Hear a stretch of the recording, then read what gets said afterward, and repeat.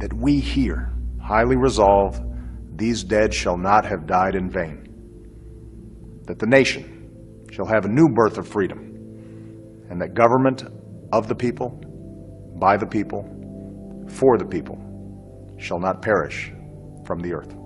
This nation under God shall have a new birth of freedom. This nation under God shall have a new birth of freedom. This nation under God shall have a new birth of freedom. This nation under God shall have a new birth of freedom. This nation under God shall have a new birth of freedom. This nation under God shall have a new birth of freedom. This nation under God shall have a new birth of freedom. That this nation under God shall have a new birth of freedom. That the nation shall have a new birth of freedom. That tells you that this war on Christmas is really the tip of the spear when it comes to a greater battle that's brewing. And that battle that's brewing is those who would want to take God out of our society, out of our culture, which will lead to ruin, as history has proven.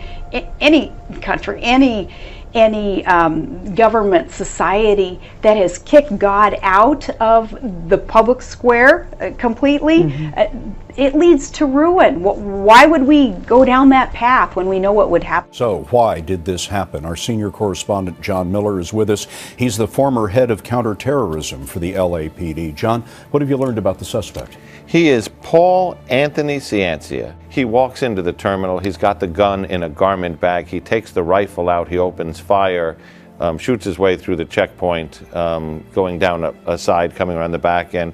He's focused on the TSA agents. Inside the bag, we are told investigators came up with notes saying that the TSA were fascists and pigs, anti-American rantings, anti-TSA rantings, and references to the New World Order, which is kind of a growing conspiracy group that believes the world is going to be taken over by forces in black helicopters and so on.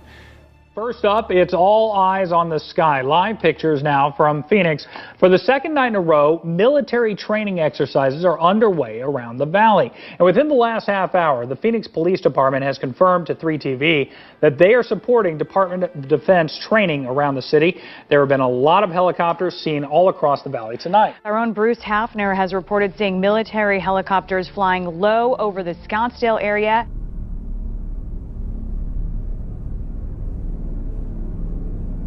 Dan Bongino, running for Congress in Maryland.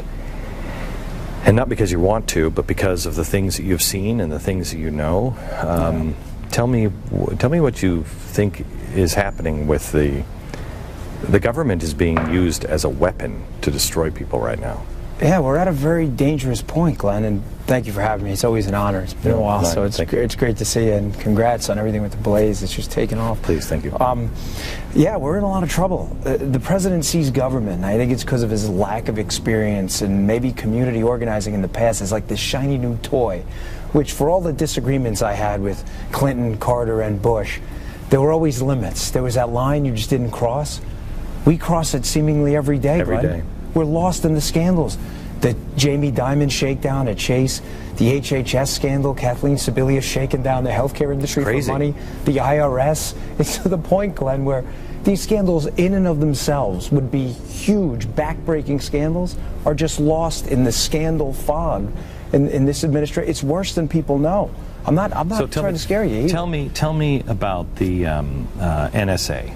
But with knowing you are Secret Service. Yeah. So knowing what you know, tell me what we should be concerned about. You give the government information, it will be abused. It is not a matter of if it'll be abused. Keep in mind, it's only a matter of when. But the bottom line is, having worked inside the government, it will be abused. It is only a matter of time. So what should we be doing? Because we ring the bell, we talk about it, we look at it, but it's not going It's just doesn't seem like it's going anywhere, Dan. No, it's not. And the reason is, as I said, that with the Obama administration, that they're experts in losing you in the fog of scandal. This NSA thing is a back-breaking story. It really is. It gets at the very roots, I'm looking at your roots there in the grass, the roots of what liberty means. That flag means something. It's undermining the very principles by which made this country great. I know you're a believer. I'm a Christian. Jesus Christ, as far as I know, was the only perfect human being to ever plant his feet on this earth. We are all doing something wrong. Remember, when the key's held by someone else, liberty means absolutely nothing. That personal and private self are being evaporated. 200 military leaders out of their posts since President Obama took office. Why are we seeing this purge of some of our greatest leaders, and what effect will this have on our national security? A lot of these guys disagree professionally with the White House, and as a result, they're getting fired. Georgia restaurant owner who proudly makes it his mission to honor those who have served our country, now facing a fight over a U.S. flag that he flies at his establishment. Darren Miller says he was cited by the city for showing his appreciation to the troops. The city now, where it was a violation of in the right-of-way, now they're backpedaling a little bit, saying now it's a permit issue. And I just don't think I should have to pay money to fly the American flag or support our men and women in uniform. Yeah. And I refuse to. Absolutely right. Dean, what do you think this says about our country that you weren't able to fly your flags? Well, I think, it's a shame. Should high school students say the Pledge of Allegiance before class? Well, according to the school district, no. Last night, they voted down a proposal that would require the teenagers to recite the pledge every day. The reason? Board members decided there's not enough time during the day to say it. We felt that we wanted to make it clear that at the high school level, we do not, there's not always an opportunity to have the Pledge of Allegiance spoken every day. This is why people don't understand what we're fighting for. When we talk about current events and we talk about these issues and what we're looking to preserve, they can't tell you because they can't even recite the Pledge of Allegiance. Proud of his 20-year military service and his 10 years of work at Dameron Hospital, Boots Hawks says he's not afraid of expressing his beliefs. I believe in America, and I believe in God so strongly, and I believe that America needs a blessing. The phrase, God bless America, has been in Hawks' work email signature for more than a year. But just days before Veterans Day, Hawks says the hospital asked him to remove it. He says he did remove it before he sent another email. Yet the next day, he was called into the office. I was going to be put on administrative leave immediately, and this was last Friday, right before the Veterans Day weekend. In the end, Hawks just wants to be able to put God bless America back on his email signature. Meanwhile, an American soldier fighting for faith after an army briefing slaps a hate group label on a well-established traditional Christian ministry. That's right. The presentation linked the American Family Association to hate groups such as the Ku Klux Klan, neo-Nazis, Black Panthers, and the Nation of Islam. The soldier was so enraged, the fearful punishment for his own Christian values, he reached out to our own Todd Starnes. Yeah, this happened out at Camp Shelby in Mississippi, and the soldier was part of 50 active duty and reservist troops that had to attend this mandatory session.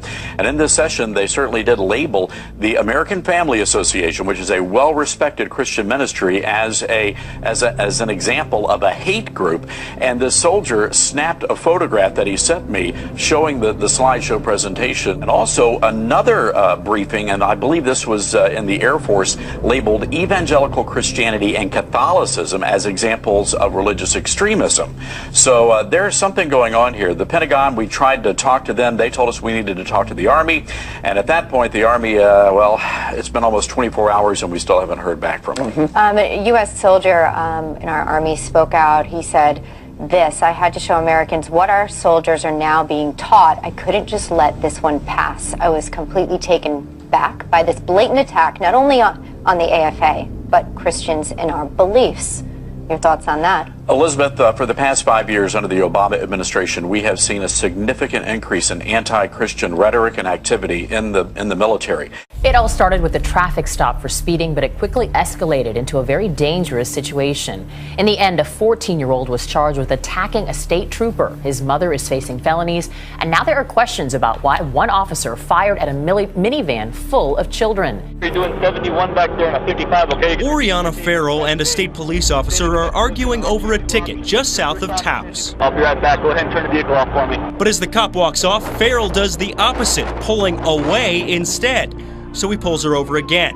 The officer isn't too happy. Get out of the vehicle. Get out of the vehicle right now. You can see the officer try to pull Farrell out while the 5 kids inside scream. Finally, Farrell agrees to get out and talk, but the conversation doesn't last long. Turn around and face your vehicle. Man, listen to me. Farrell and the cop struggle as she tries to get back into the van. While that happens, the 14-year-old gets out again. And this time, he rushes the officer, trying to defend his mom. After a short tussle, the boy runs back into the minivan. The officer tries to get him out while backup arrives. Open the door! Open the door! Farrell starts to drive off while another officer fires at the minivan full of kids as young as 6. What would you think if police pulled you over and asked for a DNA test? One woman says it happened to her and she called NBC5 to investigate the suspicious stop. NBC5's Scott Gordon has been looking into the roadblock in Fort Worth. Kim Cope was on her lunch break Friday driving north on Beach when she came across 2 police cars with lights flashing. Yeah, they were about right in here. She says the uniformed officers directed her into this parking lot. I gestured to the guy in front that I just wanted to go straight, but he wouldn't let me and forced me into a parking spot. Once parked, she says she couldn't believe what she was asked next. They were asking for cheek swabs. They would pay you $10 cash for that. They would also, if you let them take your blood, they would pay you $50 for that. Or at the very least, she says, they wanted to test her breath for alcohol for free. It just doesn't seem right that you would be forced off of the road when you're not doing anything wrong. The federal agency confirms they're doing this in 30 cities across the country. You can't just be pulled over randomly or for no reason. But civil rights attorney Frank Colosi questions whether such stops are constitutional. I don't know, it just doesn't seem right. It just doesn't seem right that they should be able to do any of it. I mean, if it's voluntary, it's voluntary. And again, none of it felt voluntary at all. We should make it clear the people actually doing the survey were government contractors. The Federal Traffic Safety Administration did not respond to our specific questions. After people get off a plane, the new airport exits are getting some strange looks. Some think they look like a science fiction intergalactic time machine. I was expecting to get transported somewhere like on Star Trek. I thought, yeah, we finally got there. Others were wondering if it was an X-ray chamber or might fill up with dollar bills like on a game show. Yeah, it was odd. I'm like, where'd they come up with this? I'm not sure what it is.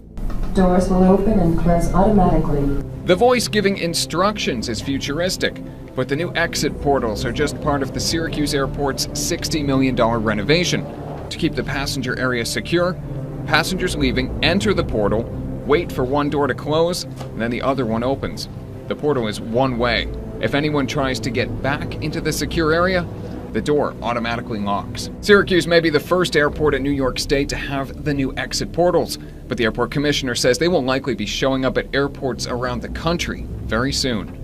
Employees at this KFC in West Lafayette, Indiana no longer need a password to sign into their cash registers. They come in and they put their finger on a fingerprint mechanism and it just automatically clocks them in. Biometrics, once considered a far-fetched technology, is becoming an everyday reality. From signing onto your phone, accessing your bank account, to entering a secured room. Your unique features are the key to unlocking anything worth safeguarding.